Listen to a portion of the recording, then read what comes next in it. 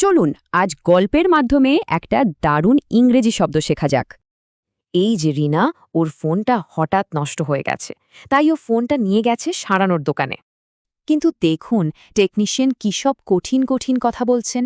Firmware, রম, কি এসব? রিনা তো কিছুই বুঝতে পারছে না। আমাদেরও তো মাঝে মাঝে এমন হয়, তাই না? এই রকম কঠিন শব্দের জন্য ইংরেজিতে একটা দারুণ শব্দ আছে, জার্গন। এটা একটা নাউন।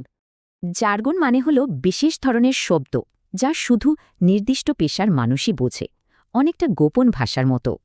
যেমন ধরুন, ডাক্তার, উকিল বা কম্পিউটার ইঞ্জিনিয়ারদের কিন্তু নিজেদের আলাদা জার্গন আছে। আচ্ছা, এবার চলুন দেখি জার্গন শব্দটা বাক্যে কিভাবে ব্যবহার করা যায়। এই বাক্যে কনসালটেন্টের কঠিন জার্গন শুনে ক্লায়েন্ট কিছুই বুঝতে পারেনি। এখানে বক্তা ইচ্ছে করেই জার্গন ব্যবহার করেননি। কেন? যাতে সবাই তার কথা সহজে বুঝতে পারে। উকিলদের জার্গন বা আইনি ভাষার মারপ্যাচে জুরিরা কিছুই ঠিকমতো বুঝতে পারছিলেন না। তাহলে জার্গন কি ভালো না খারাপ? আসলে এটা নির্ভর করে পরিস্থিতির ওপর। শব্দটা নিরপেক্ষ। বিশেষজ্ঞরা নিজেদের মধ্যে কথা বললে জার্গন খুব কাজের, কিন্তু বাইরের কেউ শুনলে বিভ্রান্ত হয়ে যায়। তাহলে আসল কথা হলো জার্গন কাদের মধ্যে ব্যবহার হচ্ছে সেটাই আসল। এখন থেকে কোনো কঠিন শব্দ শুনলে সেটাকে জার্গন হিসেবে চেনা যাবে, আর সহজ করে বলতে বলা যাবে।